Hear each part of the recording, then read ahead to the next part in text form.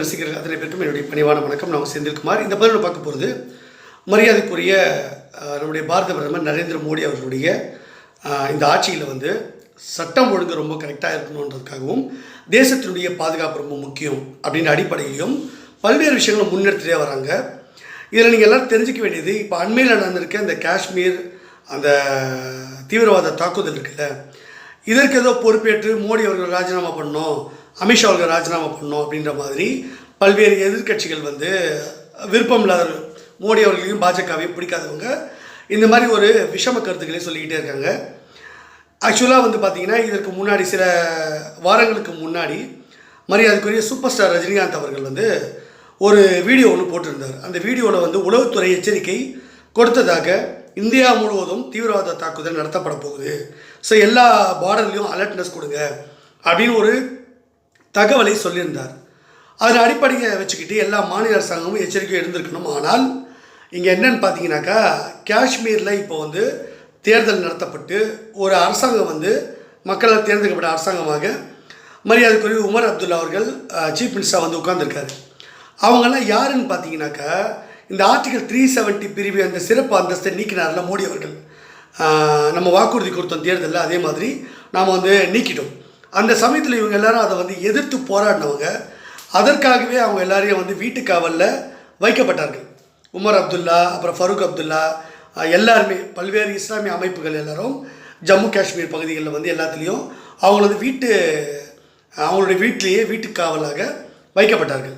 அதற்கு பிறகு சிறப்பு அந்தஸ்தெல்லாம் நீக்கிட்டு அப்புறம் 3 மாவட்டங்களாக அதை ஜம்மு காஷ்மீர் பிரிச்சுட்டு அதற்கு பிறகு பல்வேறு ஜனநாயக முறைப்படி இந்த தீவிரவாத விஷயங்கள்லாம் ஒடுக்கிட்டு ரொம்பவே கண்ட்ரோலில் கொண்டு ஒரு பாதுகாப்பான சூழ்நிலை உருவாக்கி பல்வேறு சுற்றுலா பயணிகள் பல்வேறு நாடுகள்லேருந்து சுற்றுலா பயணிகள் ஜம்மு காஷ்மீருக்கு வரலாம், இந்தியாவுக்கு வரலாம். குறிப்பாக ஜம்மு காஷ்மீர் பகுதி மிகப்பெரிய ஒரு சுற்றுலா தலமாக, ஒரு பாதுகாப்பான ஒரு இடமாக நம்முடைய பாரத பிரதமர் பிதாமகர் நரேந்திர மோடி அவர்கள் அறிவித்தார்.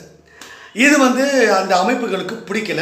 அதுவும் குறிப்பாக பாகிஸ்தான் ஆதரவு தீவிரவாதிகள், அப்புறம் பாகிஸ்தான் ஆதரிக்கக்கூடிய காஷ்மீருடைய சிறப்பு அந்தஸ்தை பறிச்சதை விரும்பாத இந்த உமர் அப்துல்லா, அப்புறம் திமுக போன்ற கட்சிகள், அப்புறம் காங்கிரஸ் போன்ற கட்சிகள் யாரெல்லாம் இந்த சிறப்பு அந்தஸ்து நீக்கியதை எதிர்த்தாங்களோ மோடிக்கு எதிராக, இவங்க எல்லாருக்கும் காஷ்மீர் சுதந்திரமாக இருக்கிறது பிடிக்கல, காஷ்மீர் சுற்றுலாத்தலமாக மாறினது பிடிக்கல.